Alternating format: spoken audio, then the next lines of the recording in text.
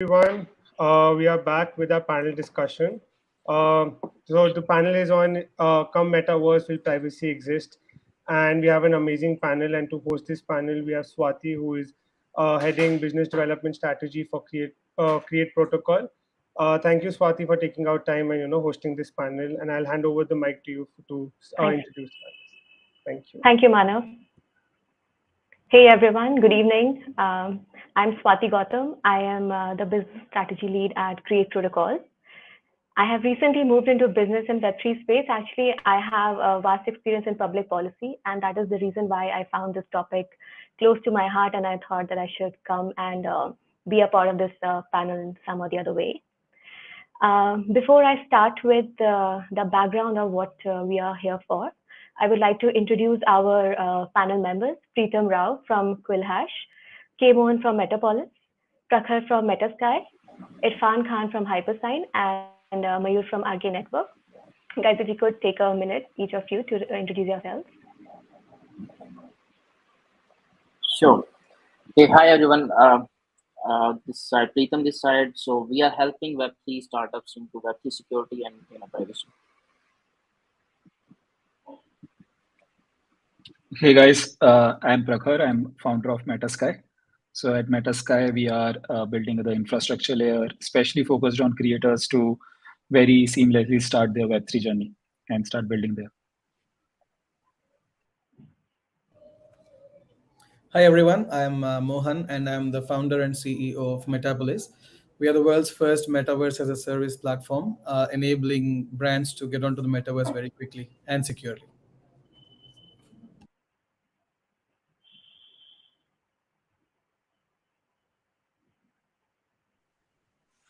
Hey, I'm Mayur and I'm the founder and CEO of Arcana. At Arcana, we're building a stack of services that allows devs to build richer Web3 apps.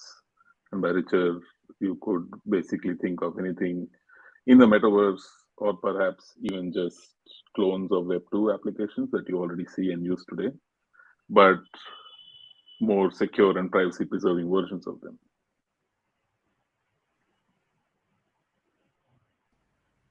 Hi again, everyone. This is Irfan. I'm the founder of Hypersign.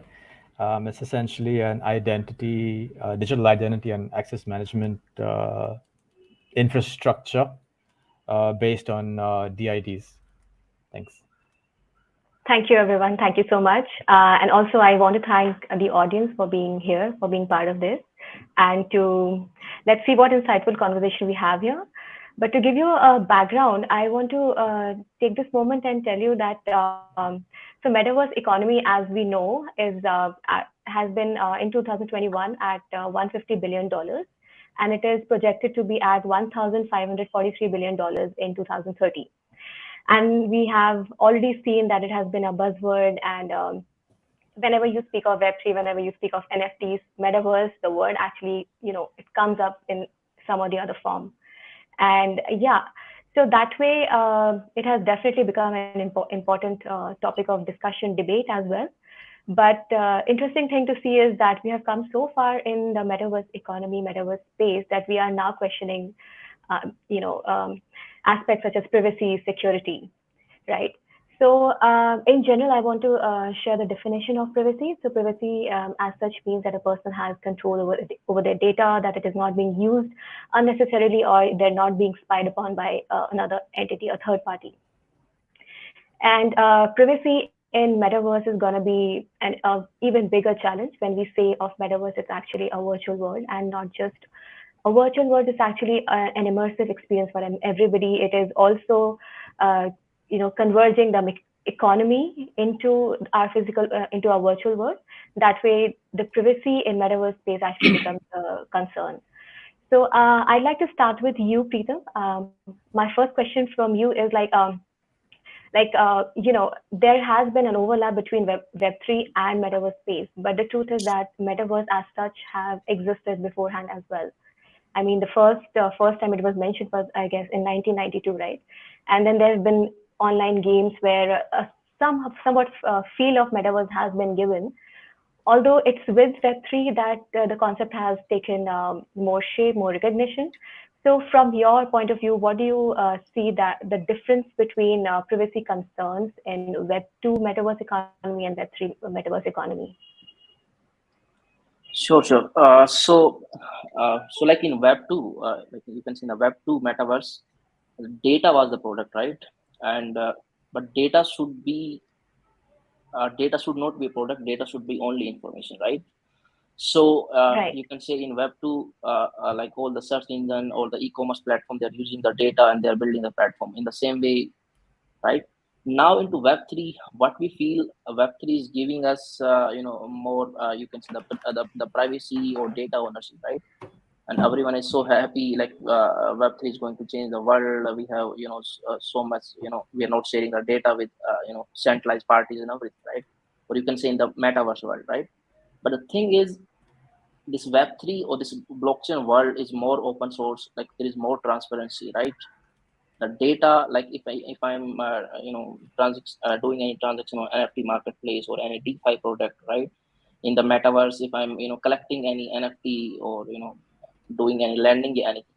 So all my data is public, right? Anyone can see my data, right? And this is just a theory, like anyone can see the data. But now in the real world, like we have seen many examples, like good DeFi products, good you can see the metaverse product, right? So they are sharing the user Ethereum address with the third parties, right? And the third parties are maybe sharing the data with government or any third party agencies, right? So we see, like in the, you can say in the Web 2 world, we cannot track any like what transaction I'm doing in the internet, right? But if I'm doing any transactions or any interaction in the metaverse, you can see everything. And I feel there is less privacy currently in this metaverse world, and that should be changed by maybe integration of any zero knowledge protocols or more private blockchains, or you can say more kind of more privacy to users, or less transparency. Okay, so do you agree that metaverses would make more sense if we completely move from Web 2 to Web 3? That's or let's say a more decentralized format. Yeah, definitely it makes sense. In the end, I feel the metaverse that we're currently building, right? It's kind of centralized, like all the your servers or NFTs or everything. Like everything is centralized, right? All the OpenSea or any NFT marketplace is coming. So I feel it should All be more right. decentralized. Yeah. Sure. Thank you, Peter. I'll project my next question to Mohan. Mohan, as we're already discussing what kind of privacy concerns are there in Web 2 and Web 3, so could you just take a moment and tell us what all stakeholders are there when it comes to a metaverse and from builders to the users, everybody who's involved, and what kind of measures can we take to make their onboarding smoother? Sure, Swati. Thanks for this question. But before I answer this question, I would like to take a step back and just kind of lay the floor so that we're all talking at a common juncture, right? What we have seen until now is not truly a metaverse. It's more of a gamified experience. Gamified worlds are Absolutely. completely different to metaverses in the first place. True. Although metaverse as a concept has been introduced in a sci-fi novel a long time ago, and people have been imagining these worlds, especially Matrix, as Irfan said earlier, and then you have Ready Player One from the Spielberg himself. It sets up a fantastic precedent of what people see as a metaverse. But I'm coming from a place of working very deeply in this space for over three and a half years, working with different brands, understanding their metaverse strategy, and understanding why they want to be in the metaverse in the first place, right? And I can tell Right. you that the intention of these brands is to provide better experience to users and to give them a more enhanced experience. See, we went internet was introduced to become to make it more connected, right? And then you have Web 2, which is making it a social, which has social layer. So the way we look at it is that your first identity has been the email. So you look at Hotmail or you look at AOL, you look at, that was identity. Everything was revolving around your email. Then you had your digital identity upgraded to a social layer, which means you would have your at the rate of Twitter handle. But what is going to happen now in the metaverse is your avatar is going to become your digital identity, right? So everything you do will revolve around the avatar, your wallet, your data, your NFT collection, your biometrics, your wearables, your metaverse experience, your likes, dislikes, social engagements, everything, right? So imagine the scope of this, imagine how large it can get. So, in fact, at Metapolis, we are not a metaverse, we are a metaverse platform, and we are now working with about 11 companies across the world, Europe, USA, Southeast Asia, to build their metaverses and deploy them. Now, this being the platform, this being the layer, and now if you look at the stakeholders involved in this whole ecosystem, there are players right at the top. You have the governance, so you have governments involved because they are trying to set some sort of policy, because when the giants of today's web 2 emerged, users were not so experienced, or say they were not so aware of the internet. So there were no rules around privacy, there were no rules around how people data could be collected. But if you see today, you are going to any website and they're asking you to see if you can accept the cookies, they're showing you what cookies they're accepting. So it has definitely changed. Now when you look at metaverse, it's not going to go from zero, it's going to go from where it is today, and then it's going to go further from here. So True. you have governments, you have private players, right? And stakeholders can be grouped, right? Once you have the governance layer, then you have the hardware ecosystem, because to build metaverses, as we know today, today's computing cannot really power an entire metaverse as we know it, as we think of it. But this does not mean that it is far away, it's probably a few years away. With advent of high performance computing, or which might come in very very soon, or imagine being quantum, that's a dream come true for people like us. But you have the hardware ecosystem, then you in the hardware you have the graphics guys, people build chipsets, right? That's a very important part of the ecosystem. Then you have the game engine developers, so these guys come under the umbrella of technology, right? The game engines, the rendering engines, and then you have the developers, that's another technology. Beyond technology, you come to the usage layer, then you have the content creator economy, right? Entire metaverse is going to be driven by the creator economy, and that's why it is so important for it to be decentralized. It will be decentralized because people from across the world are going to become content creators, app creators, experience creators. They are going to put it. See, the way we look at it is that just like there's one internet, there's only one metaverse. Internet and metaverse are synonymous.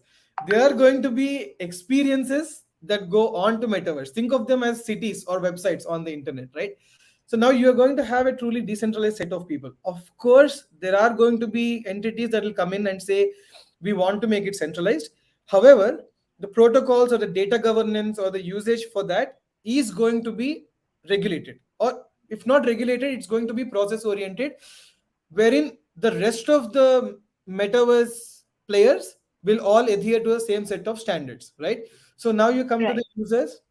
In the users, you will have again power users, you will have early adopters, late adopters. But on the other side of the spectrum, you have brands, you have advertising agencies, you have digital marketing professionals who are now going to become a very important part of this ecosystem, because they are going to drive the Web3 economy. So the metaverse economy, at least, if not the Web3 economy. So a lot of things are going to change for the good, right? It definitely comes with risks, but I think we are at a place where we are intelligent enough to kind of regulate this space ourselves. Right. So you know what? Thank you so much, Mohan. Actually, every insight that you're giving is, I feel, is an entire discussion in itself. But we are at a paucity of time. I have two follow-up questions based on your answer. So I'm going to ask one from you, and one then I'll ask Prakhar. So you mentioned about hardware, right? Could you give more insight about, so you know that Metaverse is going to have more evolved hardware, like Oculus headset is there, then more devices. I actually saw one news where you could use a contact lens and it would help in augmented reality. So from the hardware perspective, what kind of regulations should companies follow, or what kind of adoption rules should these metaverse platforms have? Right. Okay. This question has actually a two-pronged answer, Swati. Right. One is on the hardware aspect, you have two aspects. One is the rendering aspect, right? Just like how you use your laptop or your mobile to view it. But on the other side, you have a distribution hardware, which is where the server works and sends out the information. Now, if you're looking at a decentralized, so, and this is actually very important, maybe it could become a whole conversation by itself, that if you make it a decentralized hardware ecosystem, right? Now it becomes, and if you put metaverse is a data intensive application, make no doubt about it, right? It's everything is 3D high poly. In fact, for Metapolis, we get feedback that, you know, we want to see Unreal Engine 5 level, AAA level graphics, but we don't want PS2 graphics. But people don't understand that your browser cannot handle it. I can give you PS5 level graphics, but it will take you 3 hours to load a simple frame. So if you look at a hardware on the user level, you will start having better hardware, obviously, that will start consuming them. But the bigger challenge is going to be on the rendering engine, because let's say now you're using a service like Airbnb or Uber. It is able to service millions of users, right, because of the architecture, and send data. But the data format for that is text, or, you know, it's sending data in bytes or kilobytes in terms of text, actual text, or JSON, whatever. But if you look at Metaverse, the data has to be sent as files. You have GLB files, or you have actual environments that have to be loaded and transferred through the internet. So the servers actually should be like high performance computing servers, which I think will become mainstream very soon. And eventually, I predict it's going to be biological computing or quantum computing that will come out in, and that's when the whole beauty of it comes, right? I mean, yes, Oculus and contact lenses, these will keep getting powerful. This is a consumption layer, because if I am as a user consuming a metaverse, I will be consuming maybe 300 MB of data. That even today's laptops and desktops and browsers can do. But as as Metapolis, if I have to send this data to 100,000 users, I have to be transferring 3 terabytes of data. And you also have to keep in mind the privacy concerns, that it should not be hacked, or actually, so there is some concern regarding privacy as well, even when dealing with the hardware side. Yes, actually, we are working very closely with some companies that have hardware security built into the hardware. Moreover, there are certain protocols that we follow while we are storing data itself, so that it makes it difficult even if it's compromised, right? So if you're into cybersecurity, you will know that nothing is non-compromisable in today's world. Right. But we make it very, very hard. Great. But Thank you so much, Mohan.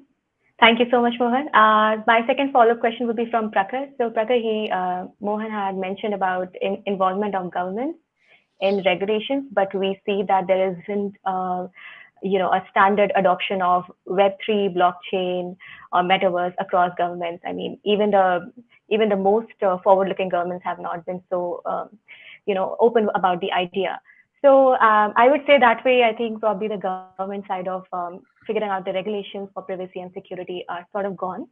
But how would you suggest the other stakeholders should take up the concern? I mean, people who are hosting, people who are users, or such.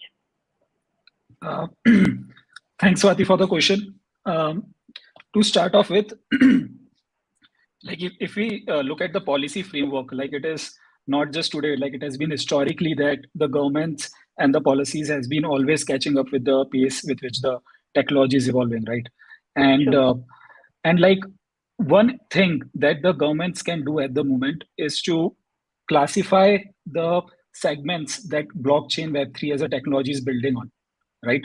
Just for an example, if we see in Metaverse, most of the properties are owned through an NFT, which is just another standard that is on a blockchain, right?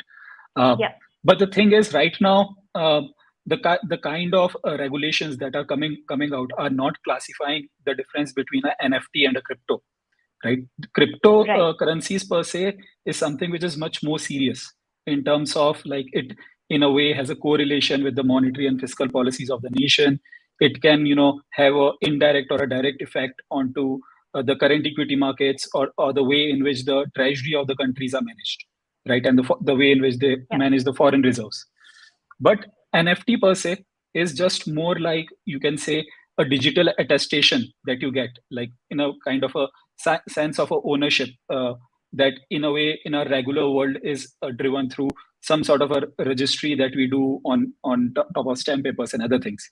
right? So Right. if let's say regulation wise, and even from a like the ecosystem stability wise, NFTs as a product are like much more risk averse as compared to cryptocurrencies, which in turn have like a multitude of effects, the externalities that we can't measure from a small system, right? So I think like very recently, Government of India had this particular circulation where they had a particular mention about the way in which NFTs are different from digital currencies, right? So Right. Right. still very young, but I think if this kind of a distinction could be made, right, across cryptocurrencies, NFTs, and maybe DeFi protocols, then in a way there will be much more structured approach towards governance of these different kind of assets, which have very Absolutely. specific and very differentiated use cases in the Web3 economy.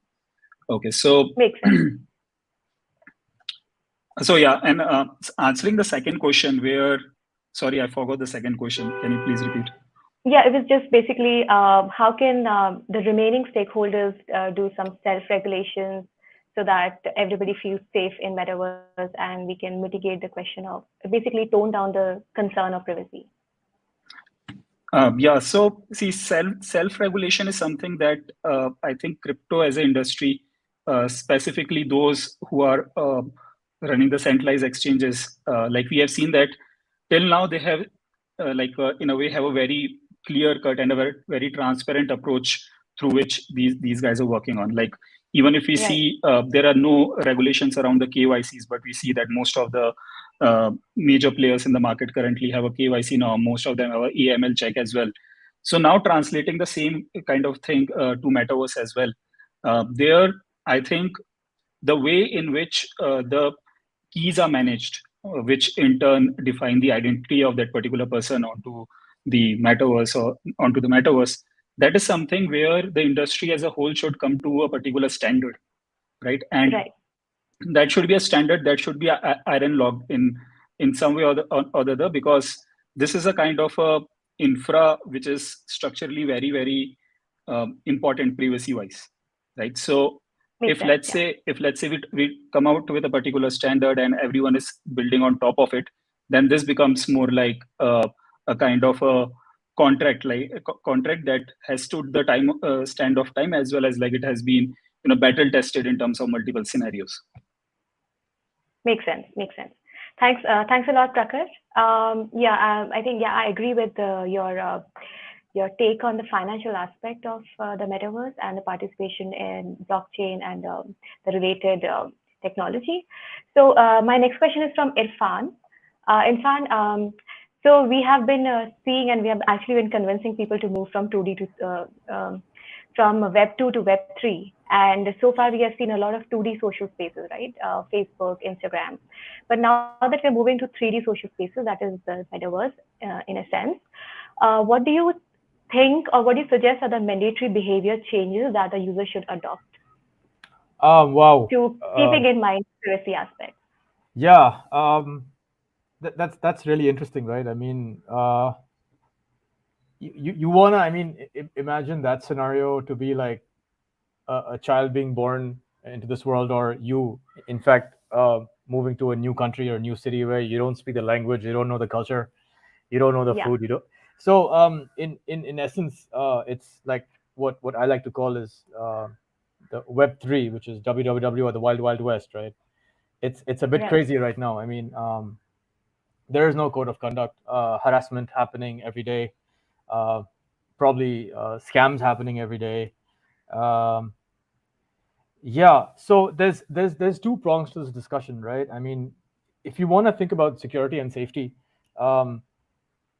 of course, I think like everyone agrees on this panel that the government is usually the last to jump in.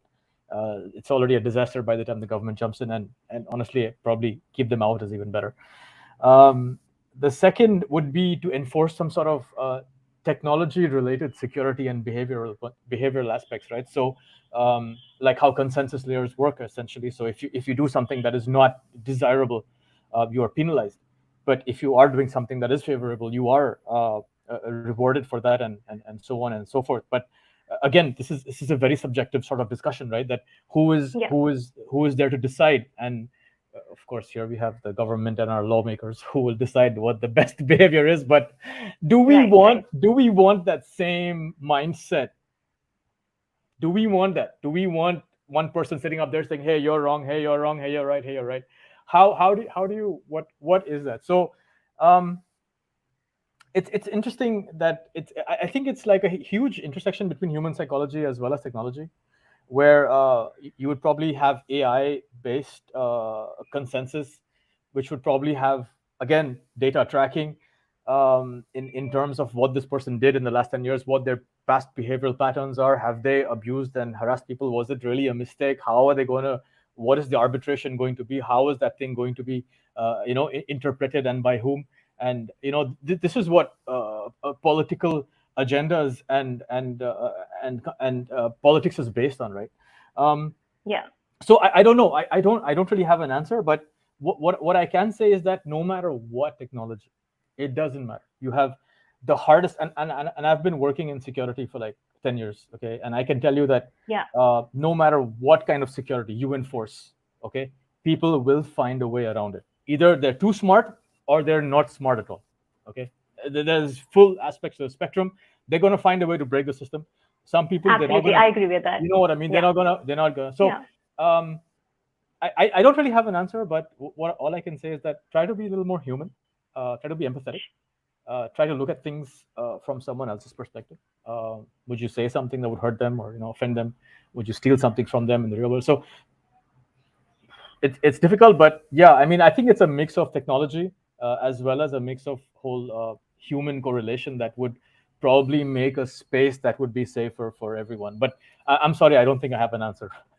Sorry. Yeah, but I think the bottom line stays that you have to stay more human. I think that is also for no matter how crazy the here. tech gets, you got to stay human. Like, you know what? That's what's yes, that's I mean, I think that's the message for all of our audience here and beyond. So thank you, Irfan. Mayur, my next question is for you, and it's specific to the creators. So I understand from your work that you're trying to make it easy for creators to onboard Web3 space, right? How do you, when we say generally when we talk about easing out a process or making it smoother for onboarding somebody, we let go of certain aspects of security or privacy.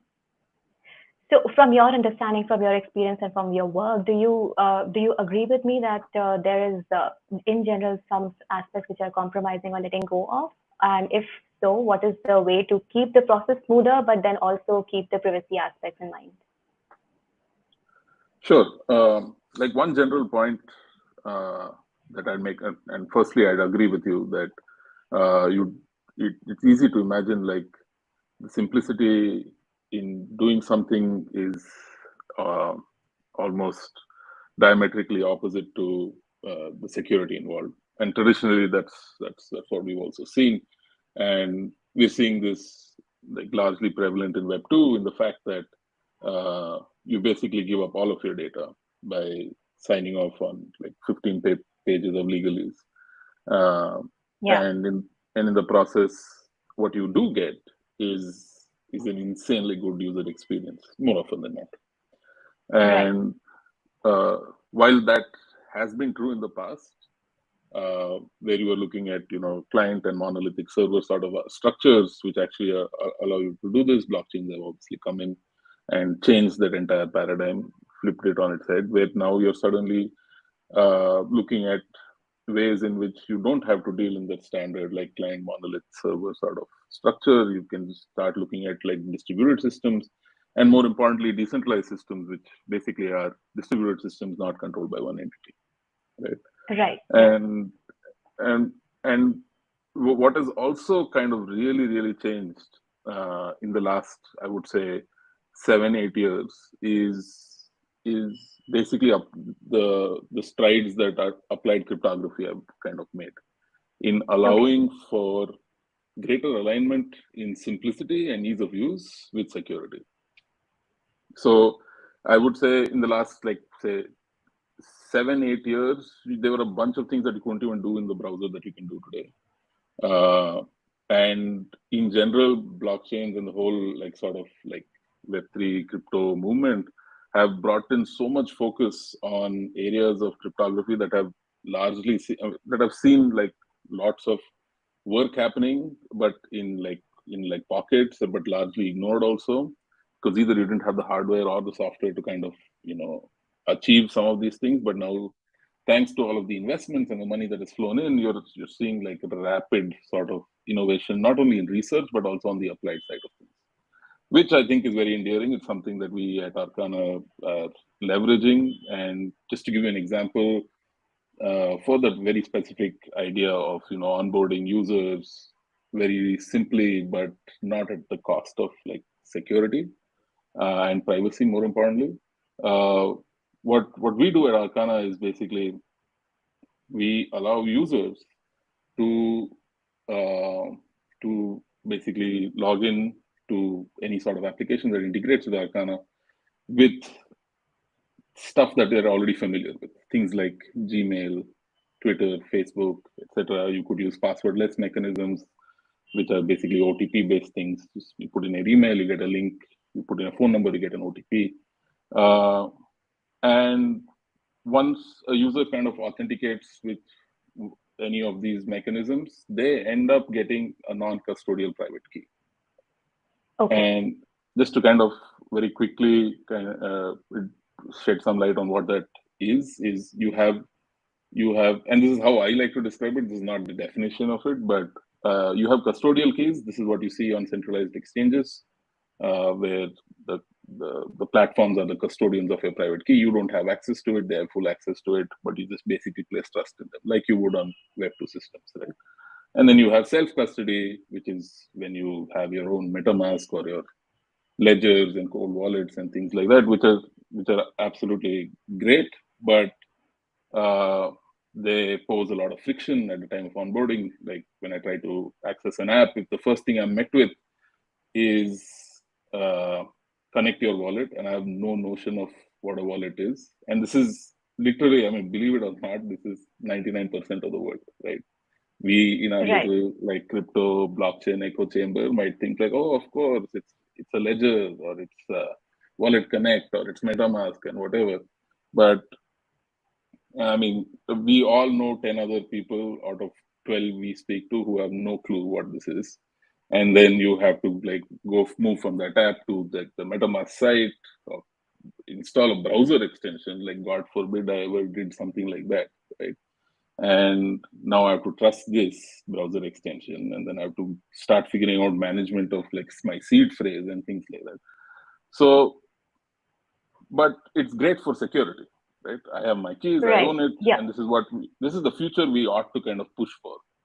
But in our eyes, and this is what I like to say more often than not, is it has to be evolution, not revolution, where we can't just start shoving like custodial wallets down people's throats and saying deal with it.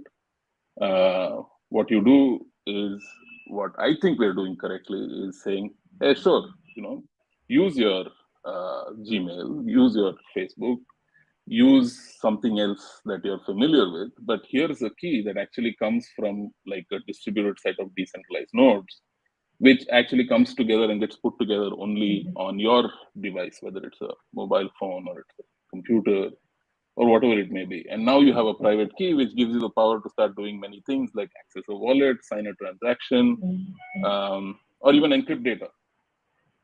Yeah, okay. So yeah, this is how we basically are approaching this entire problem space in general. Are there trade-offs being made? Of course. But is it better security than we currently have? Is it better privacy than we currently have? I think it definitely is, and hence the evolution. Makes sense. Thanks a lot, Mayur. Prakhar, I'll ask you a last question, then I'll throw a final question to all of you, like whoever wants to answer. So Prakhar, so we have been so far discussing how we have been onboarding people from the physical space to metaverse space, or even users from Web2 space to the metaverse space. But let's reverse it now, because we will be there in the metaverse. That means that physical entities are there in the physical world as well, right? So there are reverse repercussions as well. Meaning, to give you an example, suppose I am in a metaverse, my area is getting I have the exact replica of my society in the metaverse. That means my house also gets replicated, right? If I act as an avatar there, and genuinely, I mean, I'm not faking my identity, and there will be users, co-users as well, and they get to know more information about what I'm doing in my house, probably, or what I'm doing outside. So that means there are some issues back in the physical world as well. How do you suggest we should deal with that? Got it. Or Very interesting question. Also, what kind of issues would be there? Yeah. Awesome. Very interesting question. So, like, before we look at the Web3 world, let's go back to the time when, like, as Irfan also pointed out, like, we were more like humans, and the involvement of technology in our life was less. So at that particular time, I think privacy was at its peaks from an individual standpoint. We were using a currency which was almost sort of non-traceable to us. We were using a currency which were preserving our anonymity when we were doing the transaction through the currency notes. We had an address which was limited to like a post office box number. There were no Uber or Swiggy who will know that whether they have to whether they have to ring a bell or like keep something outside. So if we see the threat to privacy come with the comfort that we all derived, right? So and it is always our choice. Like, we also know, like, I think I myself is not that much of a privacy geek, but like, I have a couple of people in my team like who have like different specific identities when they go to different particular platforms, and a multitude of wallets through which they manage their keys and all these other things. But I think that is a very, very, very small segment of the total like the audience that you want to get into the Web3 side. So so I think the tools are already known. It is not that something that that we as a community doesn't know how to protect our privacy.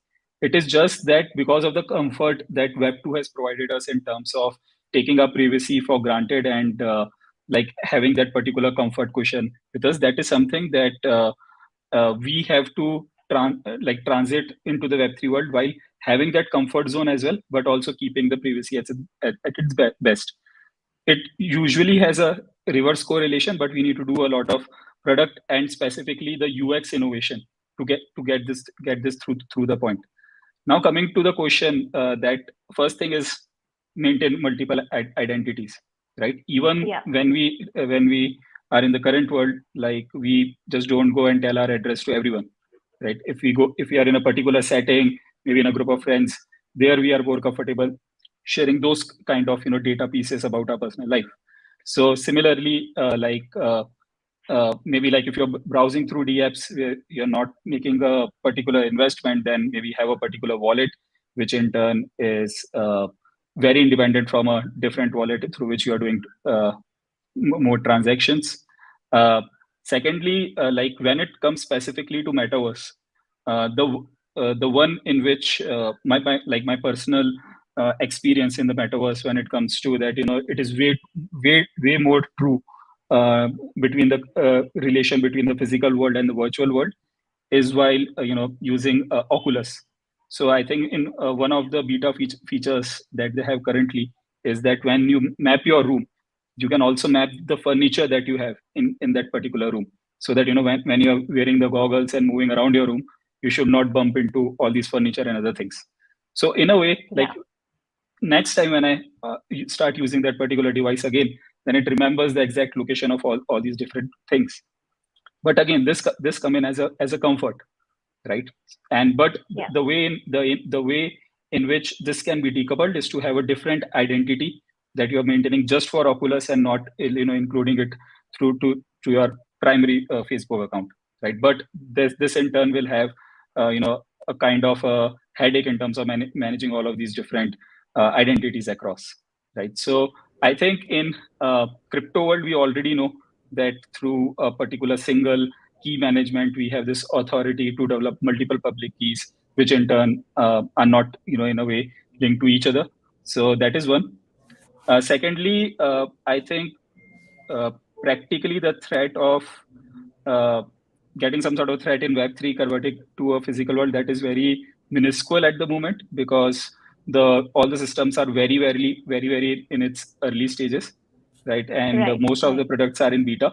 And apart from the Oculus version of Metaverse, which is I think currently the poster boy of Metaverse that everyone talks about, the other platforms that we are building out are already kind of good with the privacy things and the kind of way in which you can have a pseudonymous identity over there, which in turn may or may not be more powerful than your real world identity. So we have already seen like accounts like 6529 on Twitter, like who has like a very prominent and a very positive impact to the whole ecosystem. But in turn is known just by 6529. Nobody knows who the real world identity is. But now this 6529 is more a sort of a brand where just to maintain that particular image, we for sure can say that, okay, there won't be any sort of a harm that will come from this particular identity. So I think as the community will evolve more and more into this world, we'll see that people will start taking their online identities much more serious.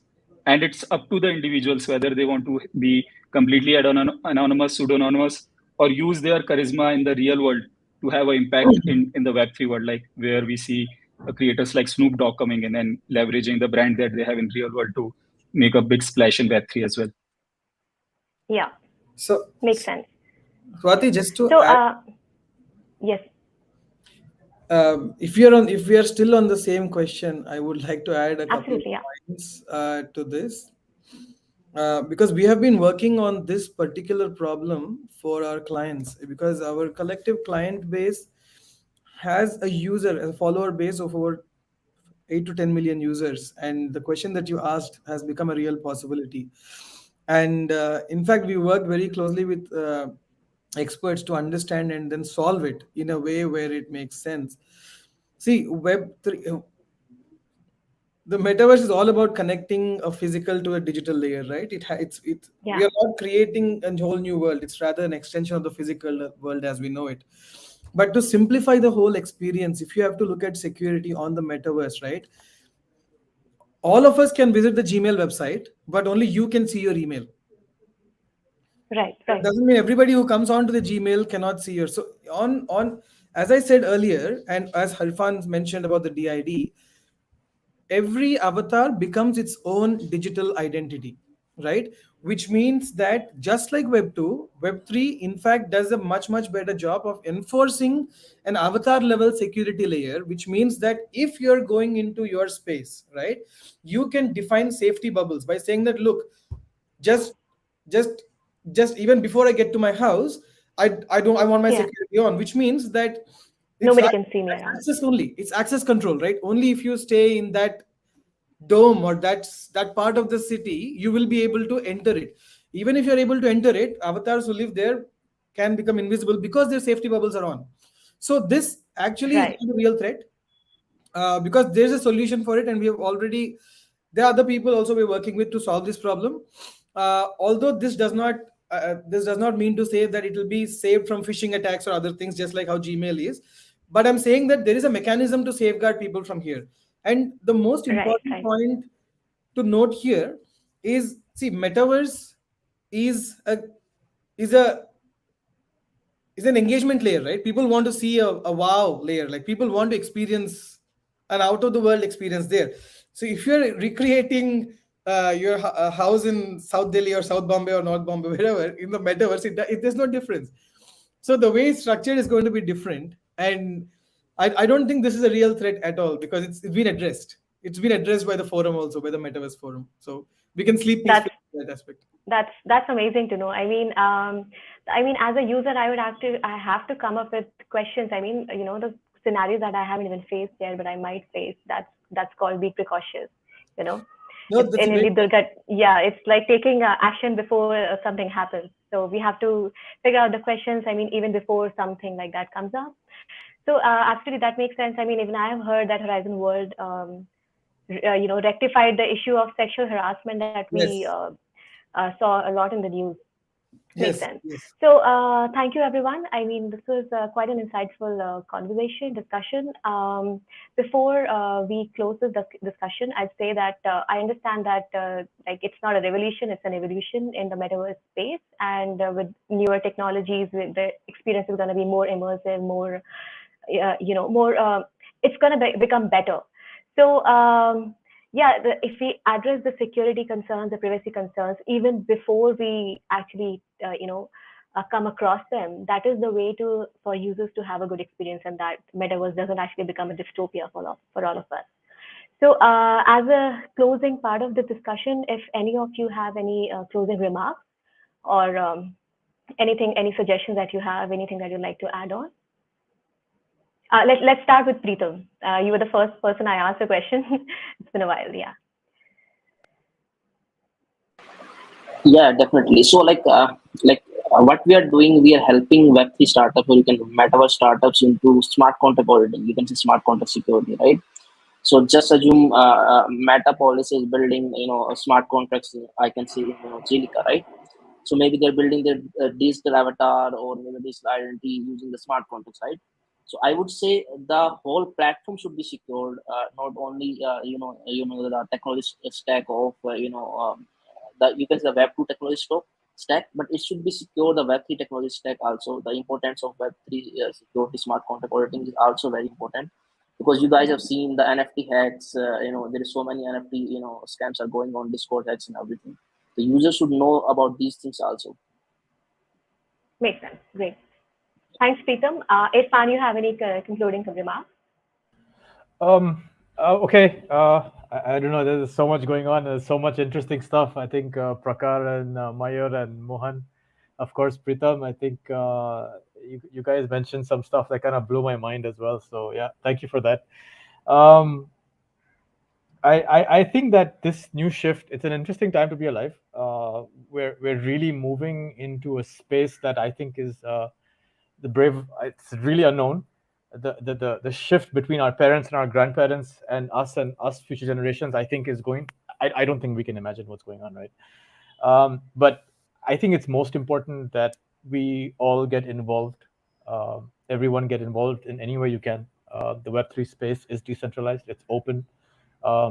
Whether you're a lawyer, whether you're an engineer, whether you're a doctor, whether you're a student, whatever, try to get involved. Try to figure out how the Web3 space and the metaverse can be more hospitable and more open and more welcome.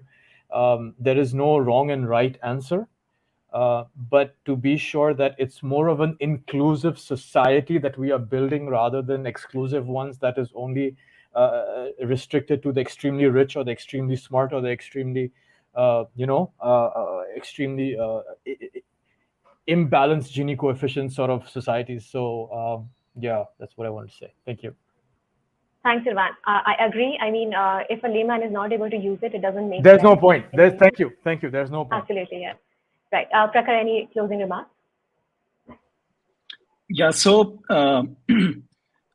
so like what Irfan said, to build a kind of inclusive community. So we are also developing our own version of this, where we started off from a very kind of a basic bottoms-up approach and build this particular community called Tanukiverse, which is around Tanuki, which is a Japanese raccoon dog. And there, the thing is that this is more just an IP around which we are, forming this particular thing. Like, think of this more like a flag that a country has, and within a country, there are representation of each and every sort of individual. So within this particular community, we have creators, engineers, blockchain developers, and marketers, students who are, like kind of like seeing this in such a fashion that maybe just being a 29-year-old is already feeling like we're too old in this particular industry, right? So having all of these different mindsets and having all of these different perspective about this particular world is something which is making this community very interesting. So yeah, like, do check us out, and if it looks good, then drop by. Thank you, Prakar. Mayur? Yeah, I mean, I'm not like a metaverse connoisseur. I don't have very deep thoughts around the metaverse itself and things like that. But I do, I have like two things that I just wanted to share in terms of like what I hope the metaverse will be. I just hope that it's not something that is purely like a manifestation of the real world in the digital world. I think Mohan was alluding to that earlier.